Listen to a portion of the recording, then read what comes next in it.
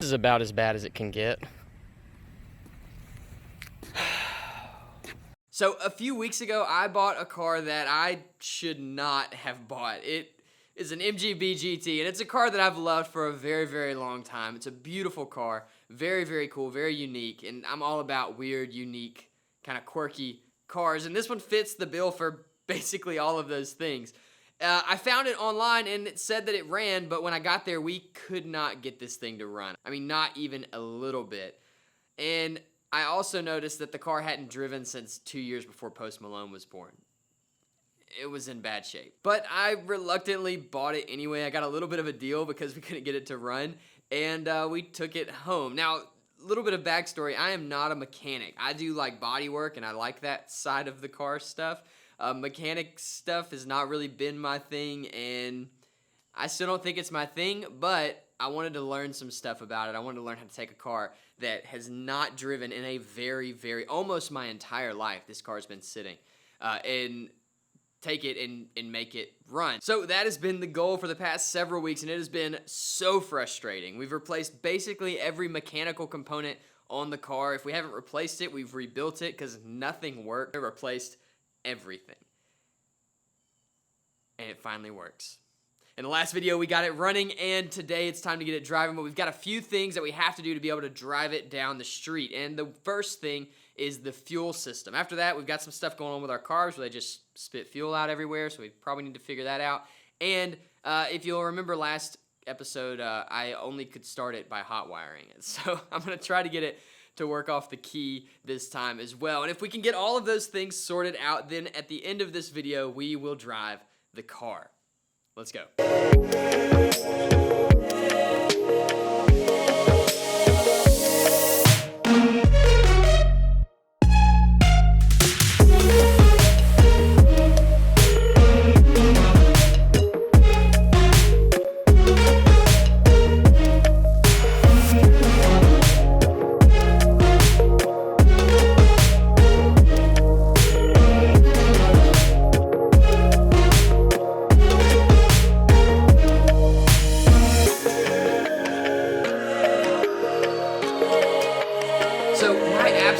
Most valuable asset is time. It hasn't always been that way, but as I've gotten older and added responsibility to my life, like children and my wife and bills, time has become very, very precious, especially the time that I get to work on the things that I'm passionate about. So I've been looking for ways to kind of speed up my process on cars and make myself more efficient, and that brings me to the sponsor of today's video. Sonic Tools is a professional tool brand. I placed their banner very discreetly behind me. So I've been testing a few of their tools out for about a month before I decided to make the jump and actually switch to their system, and I was very impressed at the amount of speed that it introduced into my work. Now, I'm not the most organized person in the world. I'm trying to get better, and tools not being in the right place is a nightmare. When you need a tool that you just don't have and you can't find, it can take hours to find that socket or that wrench when you only have, say, 5 hours to do a project, and you spend 2 of that looking for a wrench.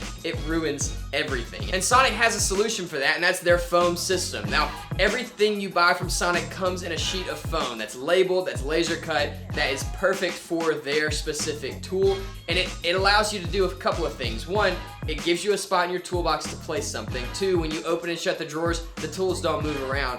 And 3, it's easy to tell when something is missing. So if there's a wrench gone, you know instantly by opening your drawers. So you can go through and check every single drawer in your toolbox and know if you have a tool missing within a matter of about 1 minute. On my old setup, which was just a bunch of organizers and tools and stuff that I'd put together over the course of time, it was hard to tell if anything was even there. And so this has been huge for me in speeding up my working process. But that's not enough for me. If I'm gonna be spending a lot of money on tools, because they are not cheap, honestly, not cheap at all.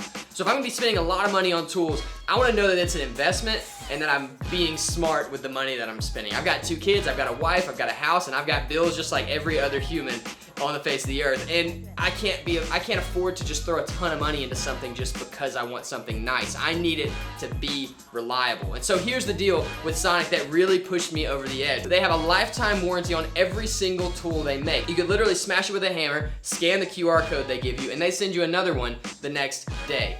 So that's huge for me because if I spend the money on the tool now and the organization now, I won't have to spend it ever again. I can just get a replacement if I do break it. Now they told me these things are really hard to break and we're gonna be testing that out in a future ad. Sonic has given Built viewers a discount code, and so if you've ever wanted to try out nice tools, or if you want to test out this organizational phone system that Sonic's created, check out the link below. You can go see what all they offer. You don't have to go to a tool truck, you don't have to go to a shop, you can order right online and they will ship it to your house. All right, let's get back to the show.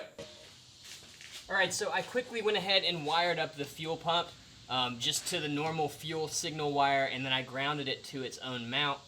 I've got power to the car now, so I'm gonna see if the fuel pump primes or tries to prime when I turn the key. Here we go.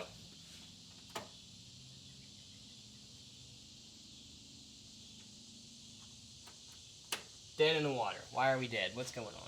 All right, so I had to do a little bit of wiring. If you guys remember, I couldn't get the car to actually start with the key, and through the whole process of getting this thing running, I've learned a lot about wiring this car.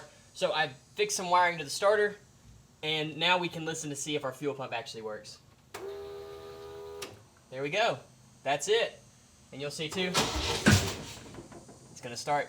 The car starts by the key. Very, very happy about this. If you have an old car, buy a multimeter. It will save you so much time. Let's keep plumbing. All right, so now we're under the car. It's starting to look much better under here with these new limiting straps, the new brake lines. Everything's looking a lot more, well, drivable. This is the old fuel pump and fuel line, so this is what we're gonna be replacing. And I've got these special AN fittings that are made to adapt hardline to the braided hose, so they'll go on up there on the stock line, and they're actually pretty cool. I'll show you those in just a second. First, I'm gonna pull this off.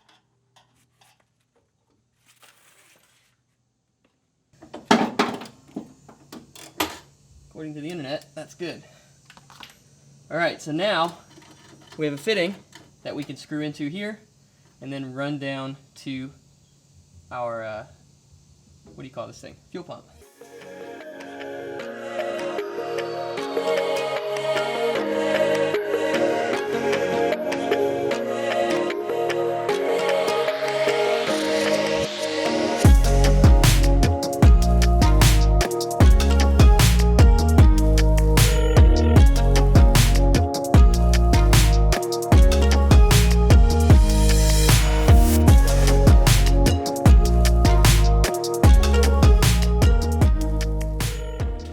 Alright, for you guys that do know, this is a factory charcoal canister, and the factory line was plumbed for, there's a hard line that goes underneath from like the carbs, I guess, and it went up into this fuel canister, and then from here went down into the filler neck, which was like the highest point on the tank. So I feel like to vent this the same way as the factory, we move the canister up here, make a new line to connect to that, and then just vent from the top of this tank to here. Let me know if that's correct. If it's not correct, I'll obviously change it. It makes sense in my head.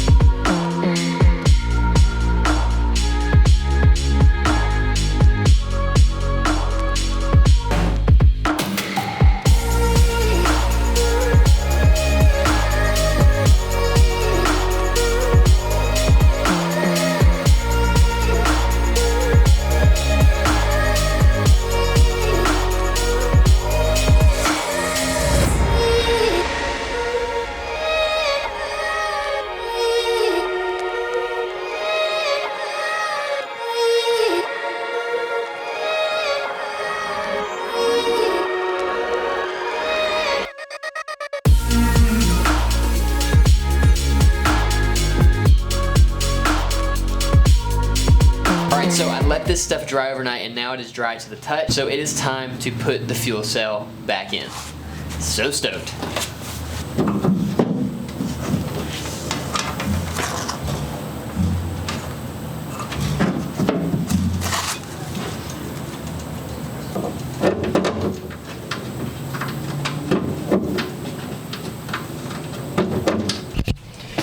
Alright, so we're going to go handheld just so I can show you guys all my checks, make sure that everything is good. It's obviously very dirty. So we've got our tank in, it's securely mounted.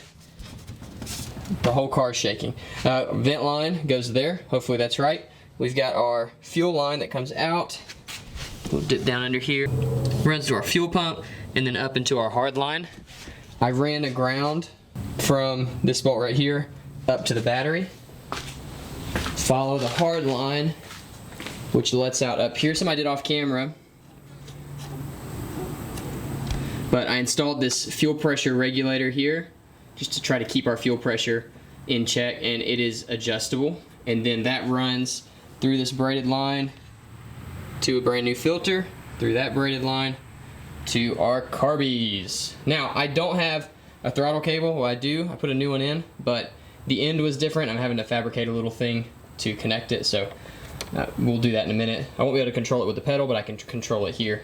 I think it's everything for us to be able to start this car and it actually run for a substantial amount of time. We have not been able to start this car since I got it. I don't know how long it's been since it's idled on its own. I know it's been about 27 years since it's driven on the road. So we'll idle it up. We'll even throw it in gear and see if we got the wheels to spin as well. Hopefully, this is very exciting and not totally demoralizing. Let's go.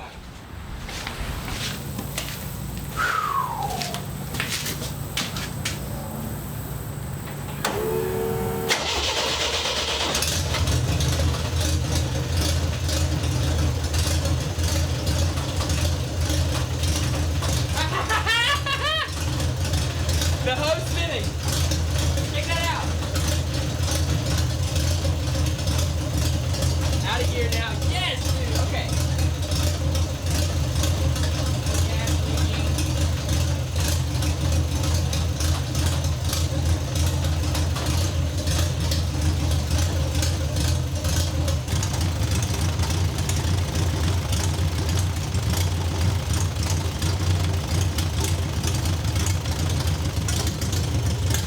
Wow, what a good feeling. What a good feeling.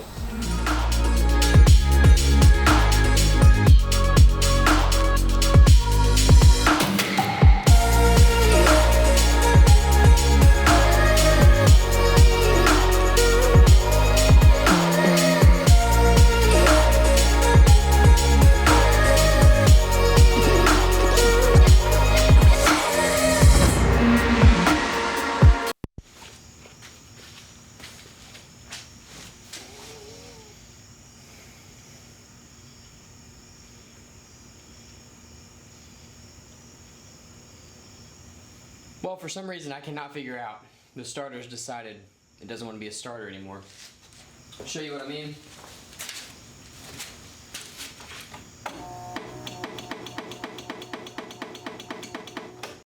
So, some cars just don't want to be saved, and those cars are called everything that's not a Toyota. And the MG fits into that group. This thing does not want to be saved.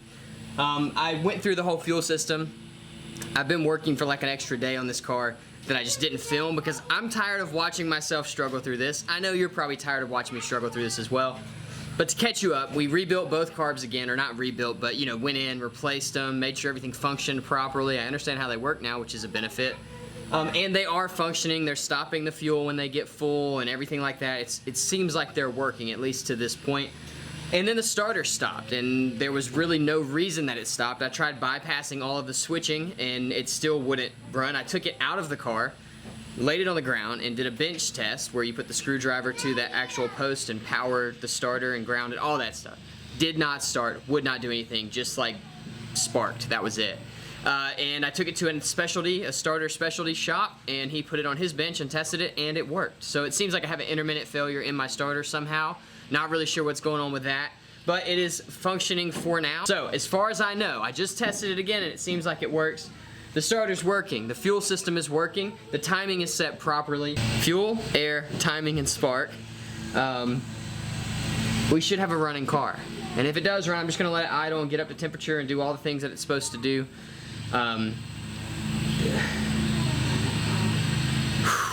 This thing has really given me a trip. I think it's good for me. I think from like a learning aspect it's good, but from every other aspect of my life it has been just awful, like just terrible.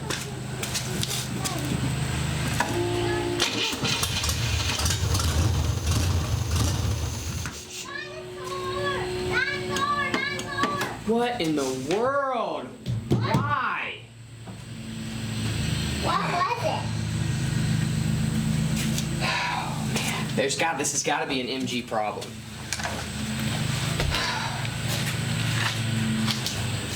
Well, this is slightly embarrassing, but the starter was missing a bolt. So there's a bolt that holds your like constant power, and then there's another bolt that connects the actual starter motor to, or post that connects the actual starter motor to the solenoid, and that bolt was not on the starter. I had taken it off at some point and didn't put it back on, and so the connection was weak and wasn't working.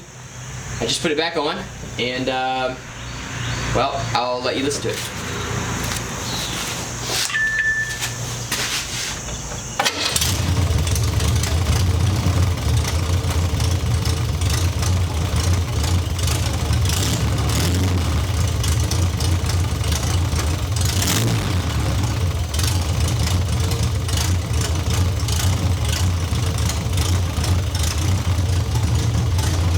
If I don't seem very excited, it's because I'm so frustrated with myself for not knowing what was going on. I'll be excited in a minute.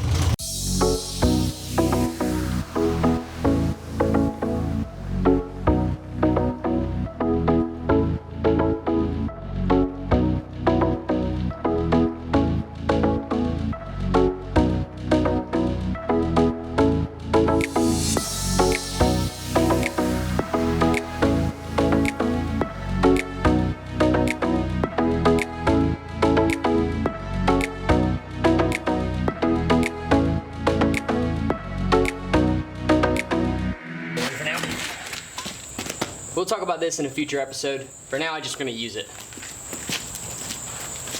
All right, so a couple things to catch you guys up. The last video, I watched it after I'd edited it, and I struggled so much. And this video is no different. I'm just cutting a lot of that struggle out because you guys have already seen me struggle. So I'll let you know, I struggled a lot. The fuel system was leaking, we fixed that. The throttle cable I got was just a bike cable. Like if you ride mountain bikes or whatever, like a derailleur cable is literally what I had, so I adapted it and it works pretty well now. What else did I do? The slave cylinder wouldn't bleed correctly, so I had to take it apart and rebuild it. It's brand new, but I think it works now. I also think there may be a leak in the hard line of the slave cylinder, so we'll probably have to go back into that. Oh, and I had to replace the hard lines on the brakes, on the rear. So the whole rear brake system's been replaced. Imagine I'll probably end up having to do that in the front. This is it. This car's been on jack stands for a month, for 4 weeks. I think 4, maybe 3, but it's felt like about 3 years. It's been an uphill battle every step of the way. I have removed and replaced or rebuilt every single part other than the rear end and the rotating assembly in the engines, like crank, pistons, cam. What a nightmare. Anyway, this is my first time to try to drive it. I've never done this much work to a car before. Pretty nervous. If it works, we'll take it down the road right here. I have like a private road in front of my house that I can test cars on. If it works well there, we may take it over into a neighborhood and drive it around a little bit and show my dad.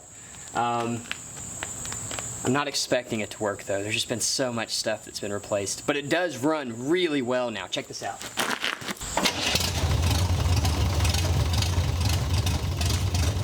Starts right up and idles fine. Now, you hear it kind of stumbling. I need to tune the carbs, but I'm gonna drive it before we do that because I'm excited. All right, so I've got to make some room and move some stuff out of the way, and then we're gonna try to take this thing for a ride. Wish me luck. So I don't have this seat fit in here very well, which is why I'm so close to the camera and I'm driving kind of scrunched up. I think this is gonna work for a test drive. If you remember, the major problem with this thing, other than the fact that it hasn't run in 27 years, is that it wouldn't roll when I did get it running. And that was the clutch we found out. So we got a new clutch in it. Let's see if it'll roll. Okay, slave cylinder's working, that's good. I think this is first year. I've never driven one of these before.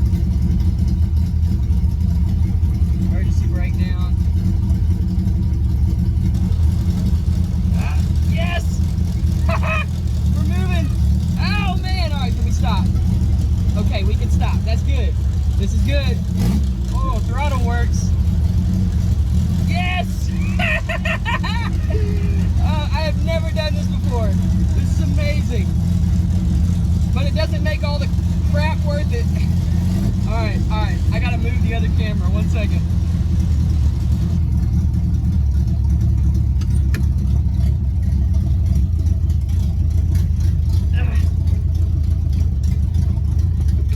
Getting in and out, not easy.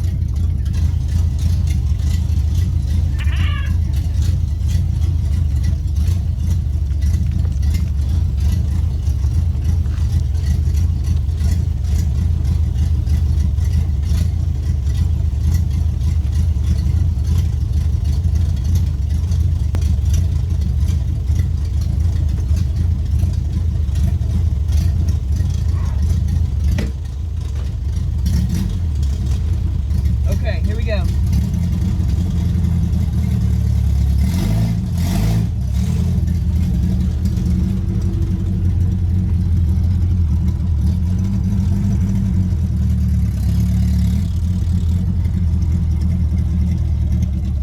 Alright, so brakes don't work great. I think I probably have a leak somewhere. They work. It's not good though. We'll need to fix that. Oh, door's open. Alright, let's see. She is. That's not it.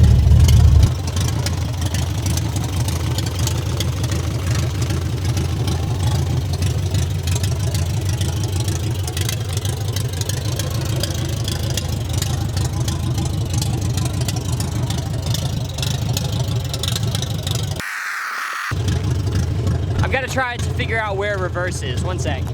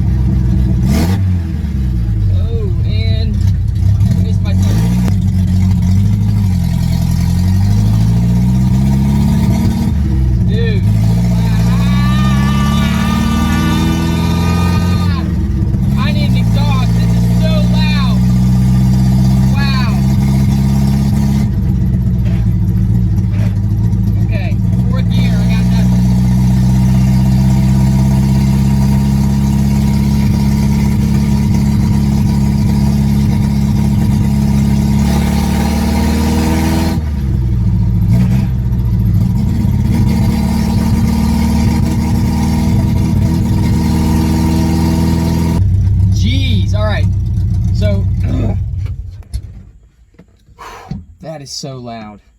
Like, wow, loud. It's also, the exhaust dumps out right below my feet are, and it's getting in here. I'm a little bit worried about driving it. With that, along with the loudness, we've got to throw a muffler on this thing before I feel good about driving it through the neighborhood, because they got mad about the Corolla, and it's really not that loud. This is that loud. So, I'm going to see if I can figure out a muffler situation, and maybe we can drive it in the morning. We'll be back.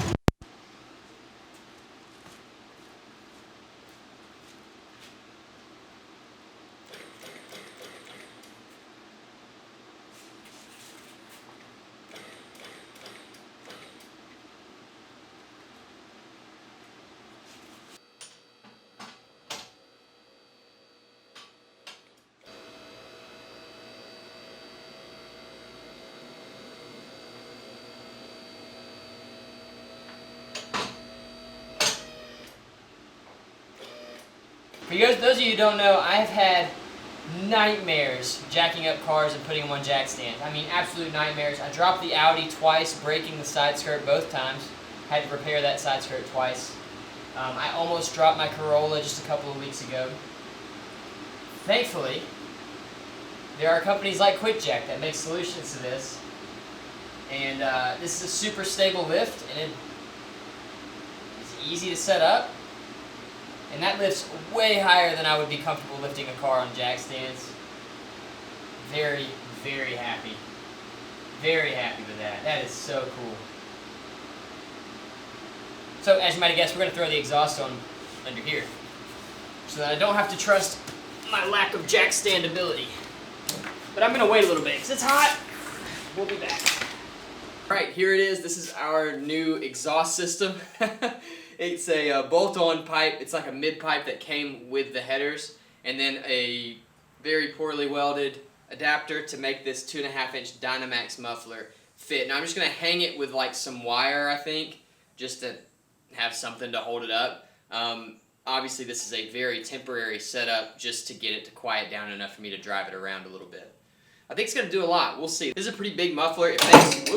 It makes like a U shape according to the drawing on the box. So it should quiet this thing down a good bit. Hopefully it sounds kind of sick. Let's put it on.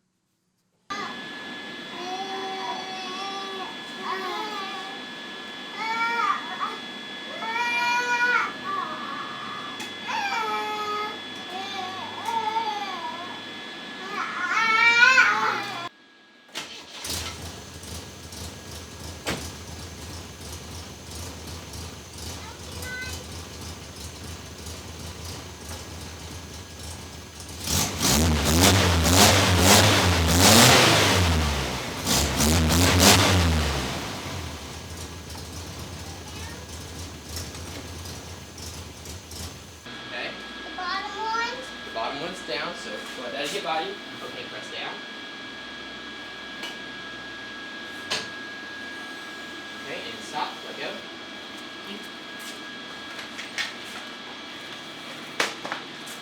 Alright, press down.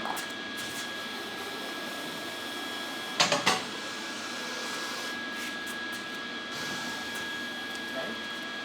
Keep holding it. Keep holding it. All the way down.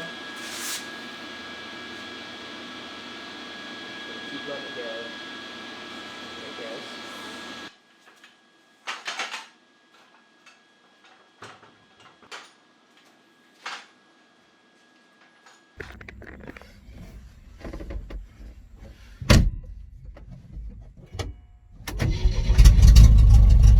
This car's still exceptionally loud, but way more tolerable now than it was.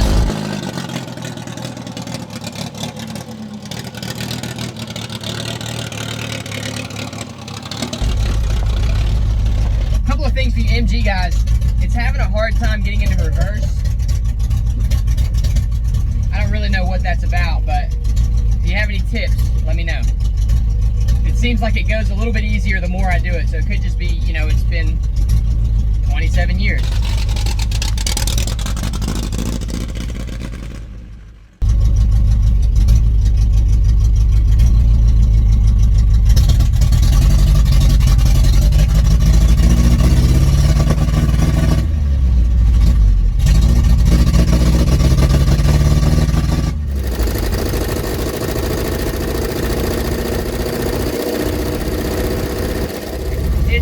A lot. It makes me think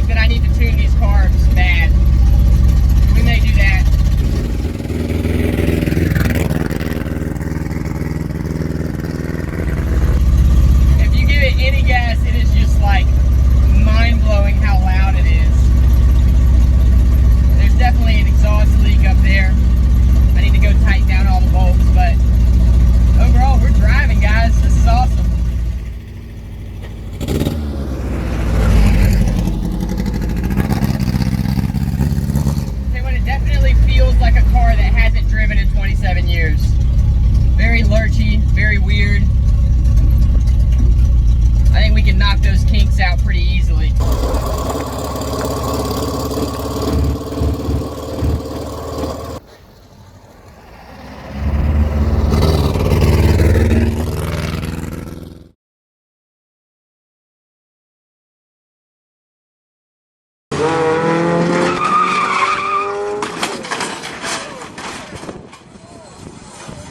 This is about as bad as it can get.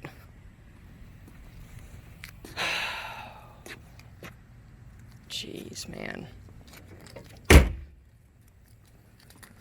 My wheel just fell off.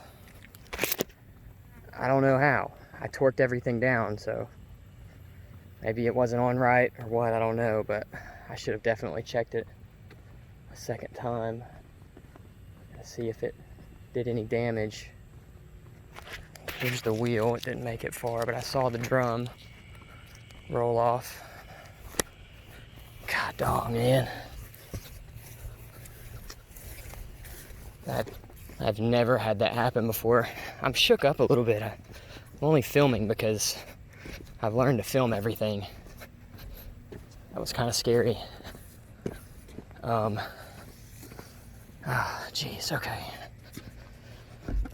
There's that. Let's go find the drum.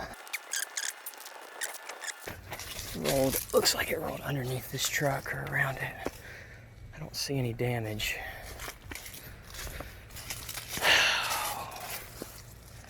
God, that.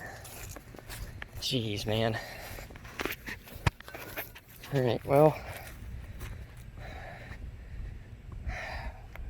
Man, it's funny, man. I was like about to go back home and I was like, nah, let's get a couple more shots. And all right, well, I'm close enough. I'm close to my house, obviously. Luckily, I was going very slow, which is kind of how I do all these test runs. So, I'm close to my parents' house, which is good. So I'll go get some tools and sort this out.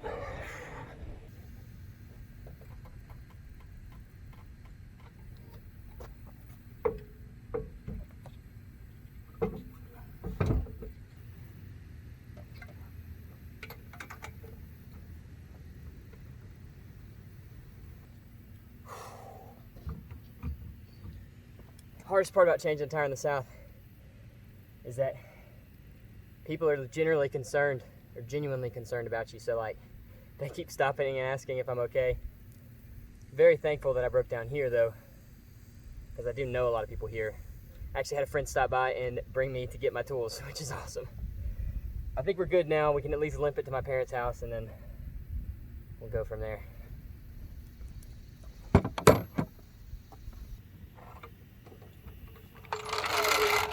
Never happened.